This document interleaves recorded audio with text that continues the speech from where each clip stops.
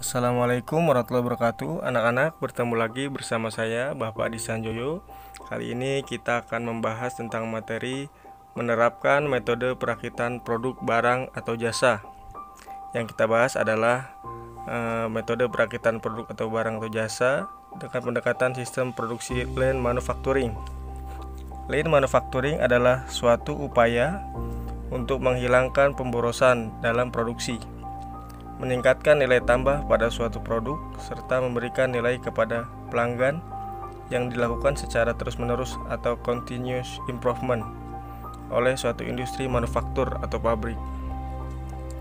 Tujuan dasar dari suatu bisnis industri manufaktur tentunya adalah mencapai laba atau keuntungan dalam jangka panjang agar keberadaan atau eksistensi perusahaan tersebut tetap dapat berlangsung. Untuk mencapai keuntungan atau laba yang sifatnya jangka panjang, perusahaan tersebut perlu melakukan beberapa hal. Di bawah ini yang dikenal juga dengan konsep QCDS. Yang pertama adalah Q, yaitu quality, memproduksi produk yang berkualitas tinggi serta konsisten dan terunggul di kelasnya. Yang kedua, cost, atau memastikan biaya produksinya dapat bersaing dengan perusahaan lainnya. Yang ketiga, delivery, pengiriman yang tepat waktu. Yang keempat, service, atau memberikan pelayanan yang terbaik bagi pelanggannya. Lean manufacturing dapat membantu perusahaan agar tetap dapat bersaing dengan cara meningkatkan pelayanan terbaik bagi pelanggan dan berupaya untuk mengurangi biaya produksinya secara terus-menerus.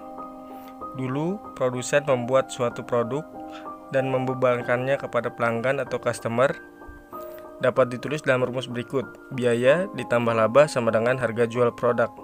Artinya, harga jual suatu produk ditentukan oleh biaya produksinya, ditambah dengan seberapa besar laba yang diinginkan oleh produsen. Tetapi apa yang terjadi pada saat ini adalah kebalikannya. Produsen harus mengurangi biaya produksinya untuk mendapatkan laba yang diinginkannya. Penulisan rumusnya seperti di bawah ini. Harga jual produk dikurang biaya sama dengan laba atau keuntungan. Artinya, harga jual produk dikurangi biaya produksinya, itulah laba yang dapat diperoleh oleh produsen. Selanjutnya, kita akan bahas 3 prinsip lean manufacturing.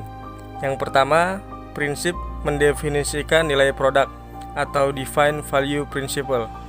Mendefinisikan nilai suatu produk berdasarkan pandangan dan perspektif pelanggan melalui konsep QCDS plus PMA atau Quality, Cost, Delivery, Service plus Productivity and Motivation and Environment.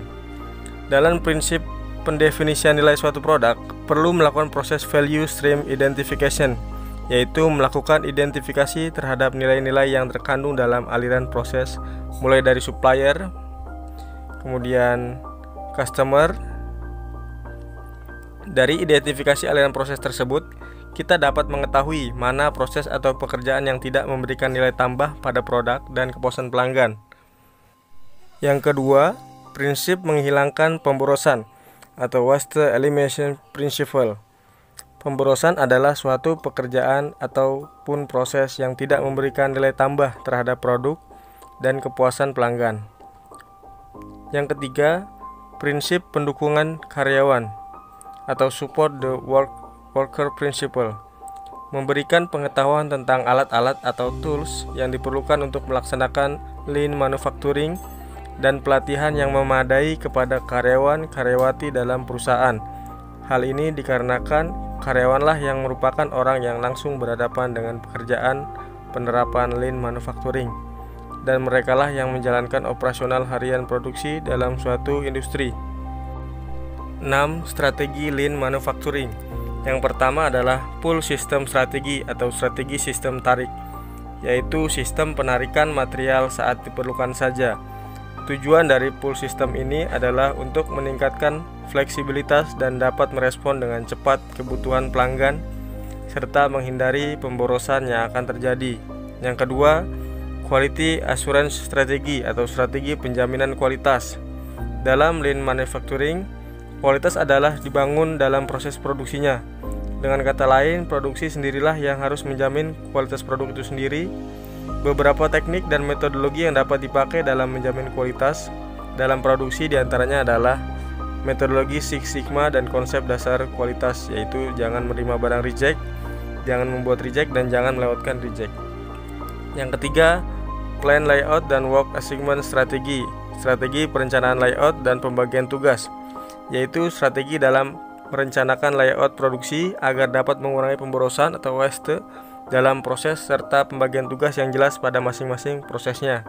Yang keempat, continuous improvement atau disebut dengan Kaizen strategi, strategi peningkatan yang berkesinambungan.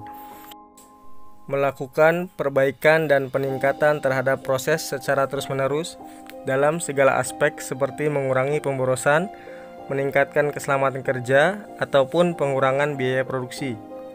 Kebudayaan peningkatan yang berkesinambungan ini harus diterapkan ke semua level karyawan di perusahaan. Yang kelima, decision making strategi atau strategi pengambilan keputusan. Pengambilan keputusan yang benar merupakan hal yang sangat penting dalam menjalankan peningkatan proses yang terus-menerus. Contohnya, keputusan-keputusan dalam mengubah layout produksi, penggunaan peralatan kerja maupun penentuan pembagian tugas. Pengambilan keputusan yang dianjurkan dalam lean manufacturing adalah pengambilan keputusan secara mufakat, yang artinya dapat didukung oleh semua pihak yang berkaitan dengan penerapan lean manufacturing dalam suatu industri. Yang keenam adalah supplier partner strategi atau strategi kerjasama dengan pemasok. Supplier atau pemasok merupakan salah satu pihak yang terpenting dalam memberikan dukungan dalam menjalankan lean manufacturing di sebuah perusahaan, seperti memberikan dukungan dalam pengiriman yang tepat waktu, menyediakan material bahan atau produksi yang berkualitas tinggi atau bebas dari kerusakan. Supplier atau pemasok harus dianggap sebagai bagian dari perusahaan yang menerapkan lean manufacturing, sehingga diperlukan pengembangan dan pelatihan terhadap supplier. Sekian materi kali ini. Sampai jumpa di pertemuan selanjutnya. Tetap semangat dan sukses selalu. Wassalamualaikum warahmatullahi wabarakatuh.